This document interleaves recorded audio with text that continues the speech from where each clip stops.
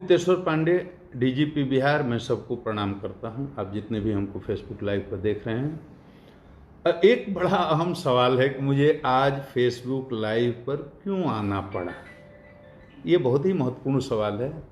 तो मैं इसके बारे में यही कहना चाहूँगा कि मैं इस बिहार प्रदेश का डीजीपी हूँ और डीजीपी होने के नाते यहाँ विधि व्यवस्था संधारण की पूरी जवाबदेही मेरी है। ये पुलिस की है।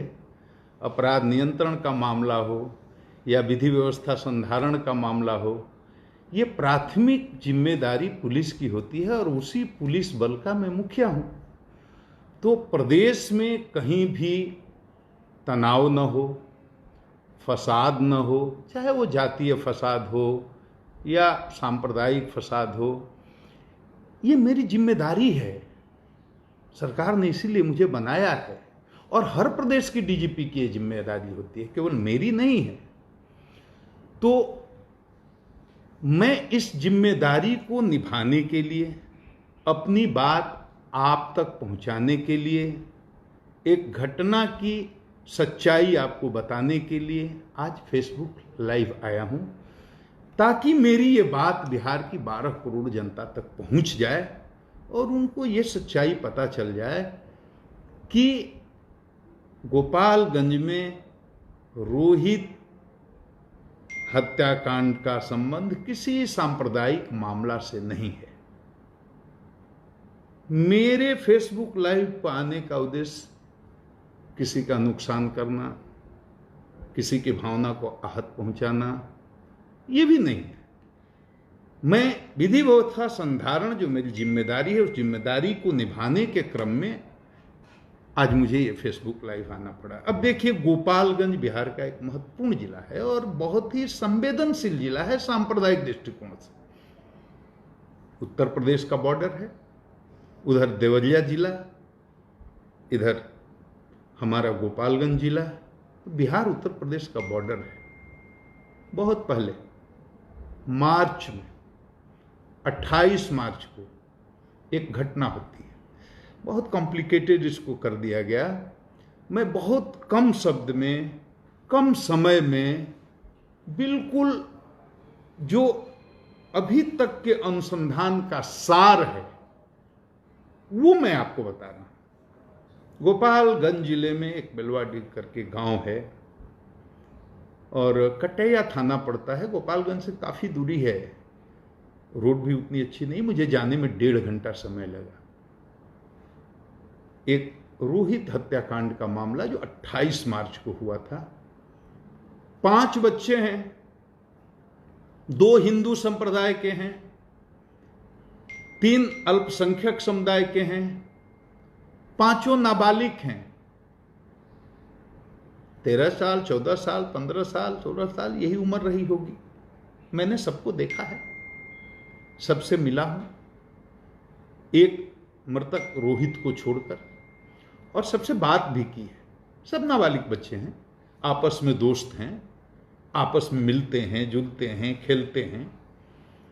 मैंने वादी का बयान भी लिया है, मृतक रोहित के पिता का, उनकी मां का, और उन्होंने स्वीकार किया है कि मित्रता थी। कोई दुश्मनी की बात प्रकाश में अभी तक आई नहीं।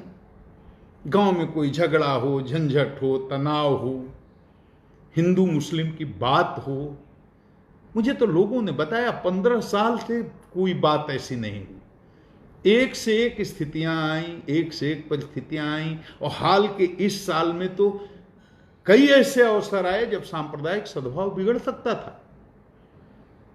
और आप सब इस बात के गवाह हैं कि देश में बहुत जगह बिगड़ा भी, लेकिन बिहार अपनी धुरी पर खड़ा रहा। कहीं कोई सांप्रदायिक विवाद फसाद हुआ नहीं। ये 12 करोड़ बिहार की अमन चैन पसंद जनता का कमाल है। ये बिहार के डीजीपी का कमाल नहीं है, ये लोगों का कमाल है कि वो जहां थे खड़े रहे, सांप्रदायिक सद्भाव को बनाए रखा। एक से एक परिस्थितियां आई। उस गांव में बताया लोगों ने कि 15 साल उसके पहले भी कोई इतिहास नहीं है कि आपस में सांप्रदायिक तनाव हुआ हो। बड़ा गांव है। बताया गया कि 400 से अधिक लोग हिंदू हैं और मुसलमान तो दाल में नमक की तरह हैं, वहां अल्पसंख्यक के समुदाय के लोग, बताया गया मुश्किल से 10-15 घर होंगे, बहुत छोटी संख्या है। आपस में प्रेम है, एकता है, मोहब्बत है, भाईचारा है, किसी तरह की कोई तनाव की सूचना नहीं है, कोई इतिहास भी ऐसा नहीं है। ये 5 बच्चे हैं, 2 हिंदू के हैं, 3 मुसलमान के हैं, ये 5 नाबालिग हैं, एक उम्र के हैं, एक साथ खेलते हैं, खाते हैं, उठते हैं, बैठते हैं। और रोज की तरह उस दिन भी ये 5 गए। एक हिंदू बालक, वही जाकर के उसको बुलाया, चलो हम लोग खेलने चलते हैं। 3 साइकिल, 5 ये मित्र साथ जाते हैं गांव से 3-4 किलोमीटर दूर। एक खनुआ नदी है, यही नदी है जो उत्तर प्रदेश को बिहार से डिवाइड करती है। 20 फीट चौड़ी होगी, लेकिन गहरी बहुत है। हमें तो लोगों ने बताया जेसीबी से शायद हाल में कोई खुदाई हुई जिसके चलते बहुत मैंने नदी में घुस करके, प्रवेश करके और घटनास्थल का निरीक्षण किया, जहां बालक के डूबने या उसकी हत्या करके वहां डुबाने की बात कही जाती है। मैं सारा अपना यूनिफॉर्म खोल करके और कपड़ा बदल करके उस गहरी, मैं तैरता बहुत अच्छा हूं, तैराक हूं, पानी से मुझे डर नहीं लगता। तो मैं उतरा और बादी के सामने बादी थे, बादी की पत्नी थी, बादी के ससुर थे, बादी का पूरा परिवार था, उनकी बिटिया थी। सबके सामने जहां जैसे जैसे उन्होंने बताया, मैं पानी में उसकी गहराई मापने के लिए उतरा, कपड़े खोल करके। वो मैं वीडियो आपको दिखाऊंगा, जो आप हमको सुन रहे हैं सब देखेंगे, इसी फेसबुक पर डालूंगा। और मैंने पानी की गहराई लेना चाहा तो मुझे लगा कि पानी कम से कम, मुझे लगा 12 फीट गहरा तो जरूर होगा। मैं सीधा हाथ खड़े करके डूबता था, मुझे अंदाज नहीं आता था कि ऊपर अभी कितना पानी है। मतलब मैं ये कह सकता हूं कि खड़ा हाथी तो उसमें डूब ही सकता है। और मुझे बताया गया कि मार्च में जब ये घटना हुई थी या दुर्घटना हुई थी, उस समय पानी का स्तर और ऊपर था, मतलब पानी और ज्यादा रहा होगा। वहां पर उस घटना स्थल का निरीक्षण किया और घटना स्थल पर ही मैंने बादी की पत्नी का, यानी रोहित के पिता का, रोहित की मां का, रोहित के नाना का, ये जो लोग अभियोजन पक्ष के थे उनका बयान लिया, बाकी लोगों का भी लिया। घटनास्थल पर वहां जंगल है, झाड़ी है और पेड़ पौधे हैं, और अगल बगल के लोग भैंस चराने के लिए, पशु चराने के लिए दिन भर वहां रहते हैं। बड़ा मनोरम दृश्य है वहां का। वहां मैं गया। अब कहानी ऐसी है कि 5 मित्र भी वहां 28 मार्च को गए। ये 2-3 बजे दिन में जाते हैं, समय का हेर फेर हो सकता है। बादी की मां ने बताया वो 3 बजे का समय रहा होगा, 2-3 बजे का समय रहा होगा। यही बादी ने भी बताया, बादी की पत्नी ने भी बताया, माने रोहित की मां ने भी, रोहित के पिता ने भी, रोहित के नाना ने भी जो समय बताया, और जो प्राथमिकी में है मोटा मोटी यही अपराह्न का टाइम 3 बजे का समय रहा होगा, 1 घंटा आगे पीछे। ये बच्चे जाते हैं वहां 5 एक साथ। और वहां जो भैंस चराने वाले हैं उसका बयान भी मैं वीडियो डालूंगा, आप देख लेंगे। कई लोग हैं जो रोज जाते हैं, वहीं पर चराते हैं। उन लोगों का बयान है कि हमने देखा कि ये 5 बच्चे आए, एक साथ खेलने लगे, एक साथ नदी में नहाने के लिए गए। उसके बाद क्या हुआ ये उनको नहीं पता है। उनकी भैंस कहीं और चली गई तो उसके पीछे पीछे चले गए। मतलब 5 के अलावे कोई छठा नहीं था, ये उनकी बात से हमको लगा। तो अब ये बच्चे नहाने आते हैं। अब 4 बच्चे तो लौट जाते हैं जी, शाम को 6-7 बजे घर पहुंच गए। एक बच्चा नहीं जाता है। अब 15 साल का रोहित जब घर नहीं पहुंचा, मां बाप को चिंता होती है, किसी मां बाप को होगी, बहुत परेशान होते हैं, पूरे गांव में खोजते हैं, इन बच्चों से भी पूछताछ होती है। बच्चे साफ झूठ बोल देते हैं, हमें नहीं पता, वो पहले ही आ गया था, वगैरह वगैरह, जो भी, मतलब वो कोई भी बात नहीं बताते हैं कि रोहित कहाँ है, कैसे है, किस हाल में है। अब देखिए, फिर उसी दिव्यांग एक लड़का है जो हिंदू समुदाय का है, जो घर से बुलाने गया था, और भी लड़के थे जैसा बताया, उसमें 3 मुसलमान हैं, मैंने पहले ही बता दिया है।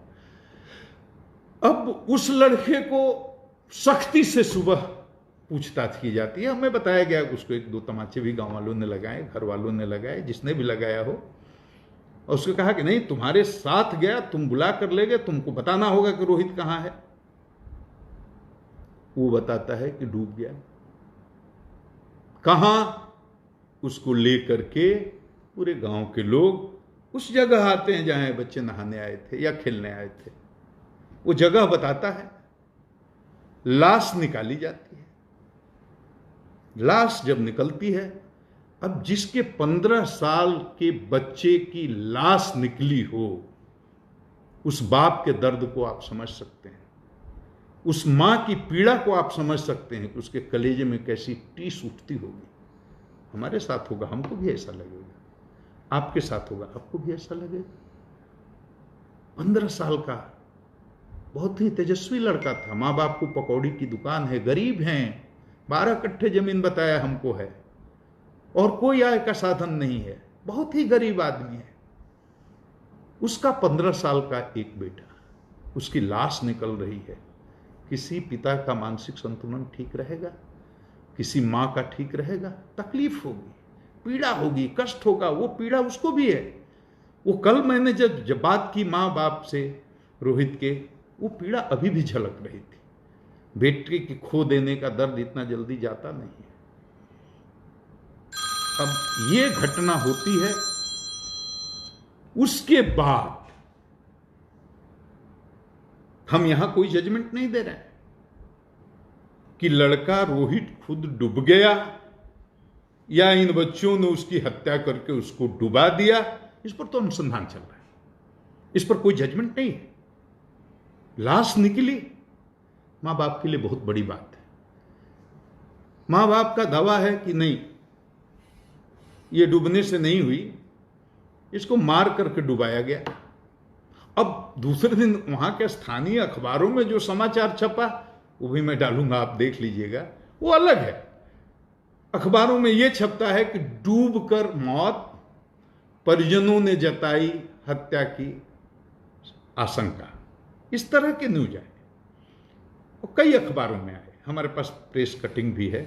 मैं टेक्निकल आदमी नहीं हूं, वो वीडियो बनाकर डालना नहीं जानता हूं। मैंने अपने एक असिस्टेंट को, सिपाही को बोला है कि उसको जो हमने बयान लिया है उसका छोटा छोटा पर्सन निकाल करके डाल दे। उसको आप देखेंगे तो पूरी तस्वीर क्लियर हो जाएगी।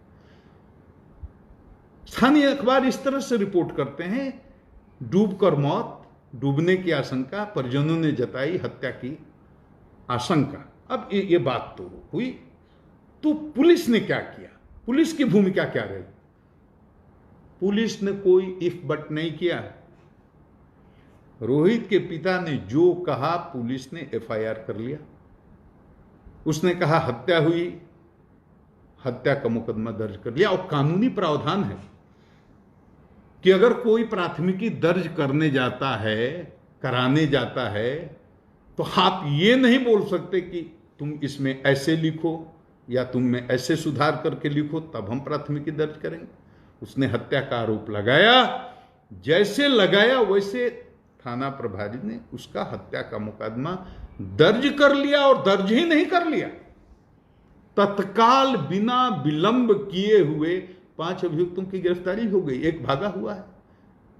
4 बच्चे, 5 बच्चे थे, एक बच्चा तो मर गया, 4 उसके मित्र, उन पर हत्या का मुकदमा, उनको गिरफ्तार कर लिया गया।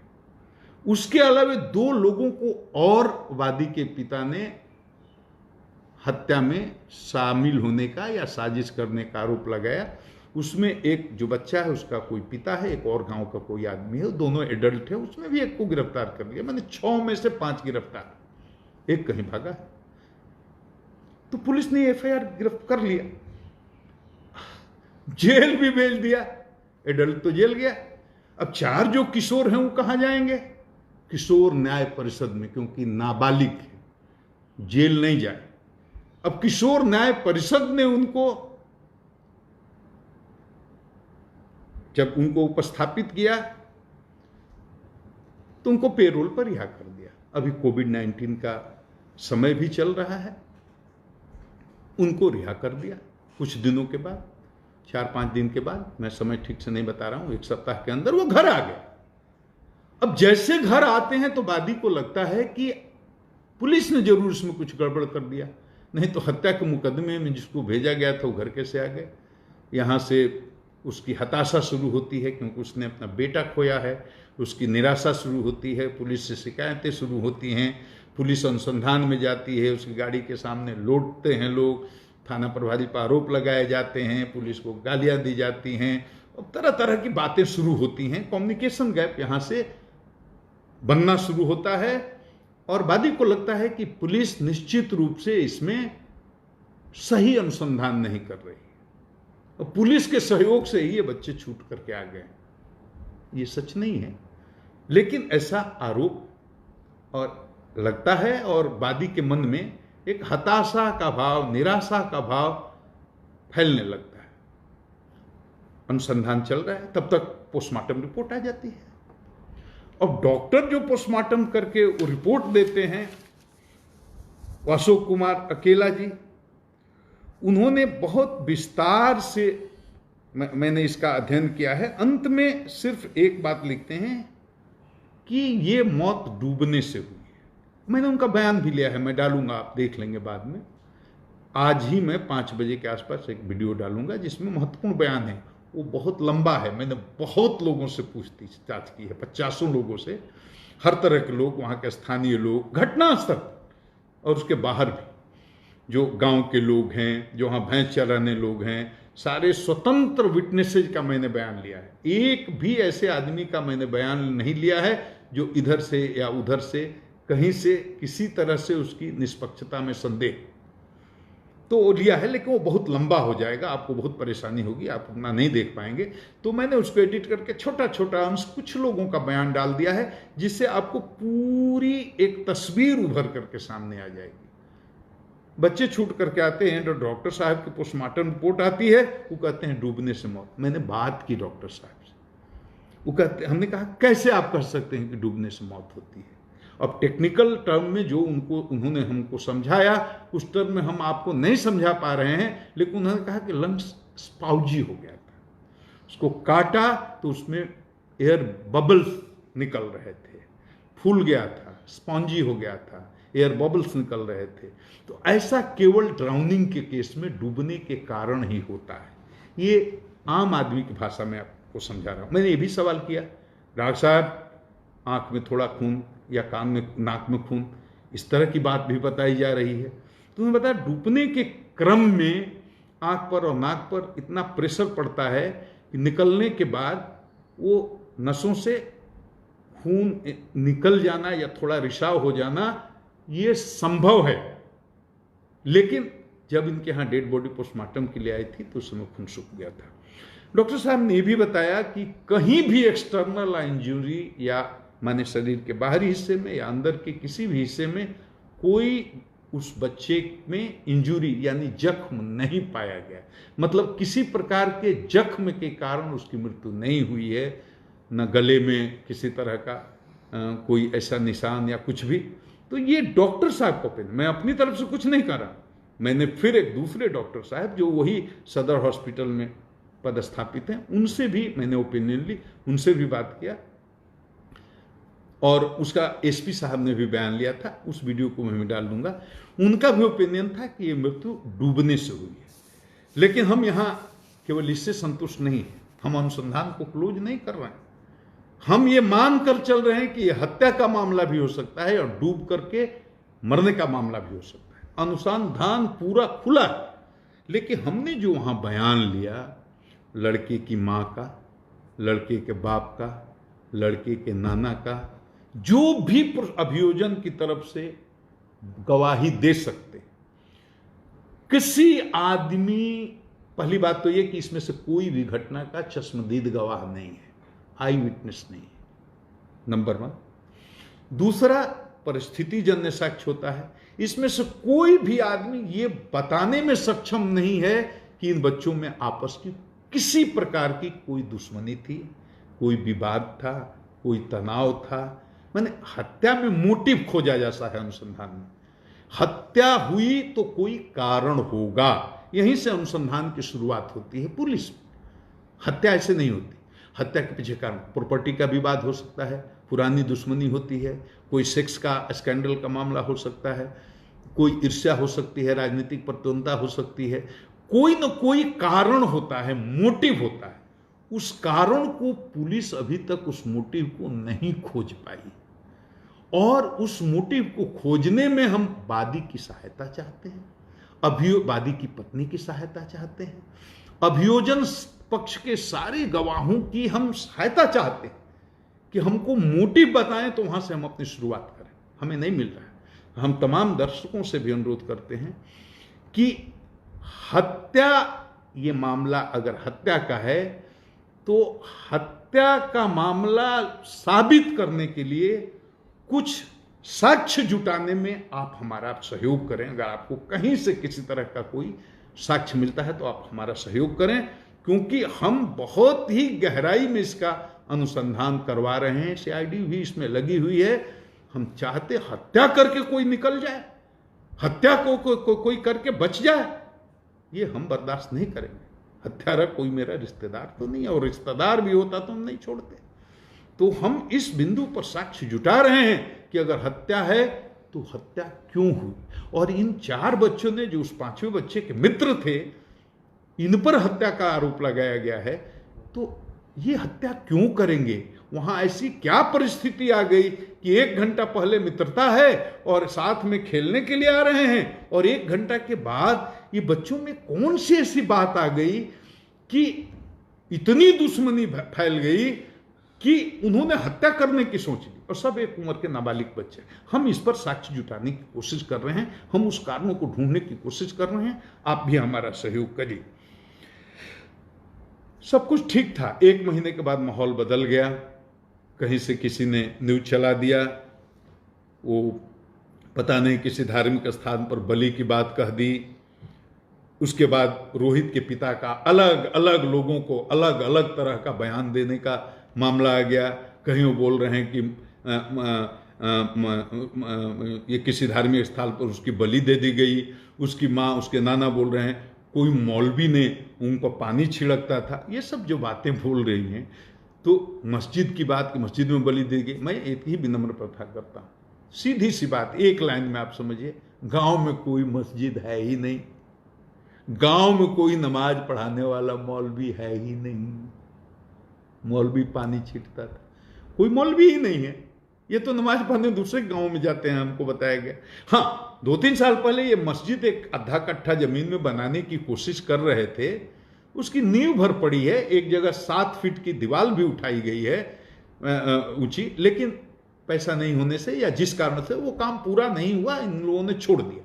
वो 2-3 साल से वैसे ही मस्जिद नहीं बनी है, मस्जिद नहीं है। मैं फिर से रिपीट करता हूं, गांव में मस्जिद नहीं है, न नमाज पढ़ाने वाला कोई मौलवी है। और फिर मैंने बहुत लोगों से बयान लिया, गांव के लोग, निष्पक्ष लोग, और जिसका बयान लिया सारे एक बहुसंख्यक संप्रदाय के लोग, मैंने हिंदू लोग थे। एक एक से पूछा और सबने एक स्वर से कहा कि इसमें कोई सांप्रदायिक मामला ही नहीं है, इसमें कोई मस्जिद मंदिर वाली बात ही नहीं है, ये सब बेकार बात है। ये अफवाह कहां से फैली, कैसे फैली, क्यों फैली, ये हम लोग नहीं जानते हैं। स्थानीय स्तर पर किसी तरह का कोई न सांप्रदायिक तनाव है, न था, न कोई ऐसा मामला है। सारे पत्रकार भी वहां लोकल, जो वहां के रहने वाले, गोपालगंज के नहीं, कटैया के, जहां की घटना है, वो पता नहीं, मैंने किसी को बताया नहीं था। मैं बिल्कुल अकेला अपने एसपी डीआईजी को लेकर गया था, लेकिन सूचना और गाड़ियों का काफिला देकर उनको पता चल गया होगा। तो 10-12 पत्रकार गए, एक एक आदमी से पूछा, सबने कहा सर हम लोगों ने कभी रिपोर्टिंग ही नहीं की इस तरह की बात की कि कोई सांप्रदायिक मामला है। टोटल बिल्कुल निराधार है। अब कहाँ से किसने ये फैला दी, और जिसके चलते इतना भीषण सांप्रदायिक तनाव की स्थिति उत्पन्न हो गई, तो ये बहुत ही गंभीर मामला है। और चूंकि हमें अपने प्रदेश को बचाना है, हमें सांप्रदायिक सौहार्द बना करके रखना है, और ये अफवाह फैलते फैलते दूर दूर तक गांव में ना फैल जाए, क्योंकि गांव में बहुत लोग हैं जो बहुत शिक्षित नहीं हैं, और वो सुनी सुनाई बात पर विश्वास कर लेते हैं। और अगर उन्होंने इस बात पर विश्वास कर लिया तो बड़ा अनर्थ हो सकता है। तब तो गांव गांव में दंगा हो सकता है, फसाद हो सकता है। तो ये मेरी नैतिक जिम्मेदारी थी कि इस फेसबुक लाइव से बिहार की 12 करोड़ जनता को इतना बता दूं कि वहाँ कोई सांप्रदायिक मामला नहीं है, वहाँ कोई मस्जिद बंद करके तैयार नहीं हुई है, वहाँ कोई मौलवी नहीं है, और ये घटना है या दुर्घटना है, ये हत्या भी हो सकती है, डूब करके भी आदमी मर सकता है, ये दोनों बातें हो सकती हैं। दोनों बातों को ध्यान में रख करके पुलिस इसका निष्पक्ष अनुसंधान कर रही है। किसी को भी ये नहीं लगना चाहिए कि इसमें किसी को दोषी पाया गया तो इसमें छोड़ा जाएगा। बाकी माँ ने क्या कहा, बाप ने क्या कहा और नाना ने क्या कहा, एक लाइन में स्टोरी है कि तीनों में से किसी ने मेरे सामने ये नहीं कहा कि किसी धार्मिक स्थल पर लड़के की बलि दी गई है। एक लाइन की बात। और किसी ने नहीं कहा, हमको यहां तक कि वादी ने कई जगह उसने बयान दिया कि वो अल्पसंख्यकों के डर से भाग करके उसकी जान को खतरा बाहर रहा। मेरे सामने उसने कहा वो थानेदार के डर से भाग गया, वो थानेदार के डर से भागा हुआ है, थानेदार उसको धमकी देता है। थानेदार पर बहुत तरह के आरोप भी लगाए गए और आपने देखा भी होगा, उसको गाली गलौज करते हुए थानेदार का वीडियो भी वायरल हुआ, वो भी आपने देखा होगा। मैं सिर्फ ये कहना चाहता हूं, सिर्फ एक बात, थानेदार ने जो किया, किस परिस्थिति में किया, मैं उसकी सफाई पेश नहीं करना चाहता। किस स्ट्रेस में, तनाव में उसको कितना परेशान किया गया, जलील किया गया, उस पर तरह तरह के आरोप लगाए गए, ये सब बात मैं नहीं कह रहा हूं और ये कहना भी नहीं है। किसी भी परिस्थिति में, किसी भी स्थिति में और किसी भी तनाव की स्थिति में किसी थानेदार को अमर्यादित भाषा में जनता से बात करने का अधिकार नहीं है। वो तो पीड़ित है, उसके 15 साल के बच्चे की हत्या हुई है या मौत हुई है, और उसके परिवार के साथ कोई थानेदार और गंदी आवाज में गाली गलौज की भाषा में बात करता है, ये हमारे लिए शर्म की बात है, पूरे विभाग के लिए शर्म की बात है। तो पहला काम हमने ये किया कि थानेदार को जाते ही सस्पेंड किया, विभागीय कार्रवाई करने का आदेश दिया। उस मामला का पटाक्षेप हो गया। इस वीडियो को बनाने का सिर्फ इतना ही मतलब था कि आप जाने कि ये कोई सांप्रदायिक मामला नहीं है, या तो ये घटना है या एक दुर्घटना है। घटना माने या तो हत्या का मामला है, दुर्घटना माने या तो डूब कर मरने का मामला है। हम इसको अभी हत्या का मामला ही मान करके वादी के हिसाब से उसके लिए साक्ष्य जुटाने की कोशिश कर रहे हैं। आप भी साक्ष्य जुटाने में हमारी मदद कीजिए। और एक बात और कहेंगे, अफवाह नहीं फैलाइए, बड़ी जिम्मेदारी का काम होता है। देश बहुत मुसीबत में है, हिंदू हो, मुस्लिम हो, सिख हो, ईसाई हो, अफवाह फैलाइएगा बड़ा नुकसान होगा। अब बिहार तो प्रेम की धरती है, मोहब्बत की धरती है, सांप्रदायिक सद्भाव की धरती है, ये महावीर की धरती है, ये बुद्ध की धरती है, ये गांधी की कर्म भूमि है। मोहब्बत का पैगाम बिहार की धरती से दुनिया भर में गया है, अहिंसा का पैगाम बिहार की धरती से दुनिया भर में गया है।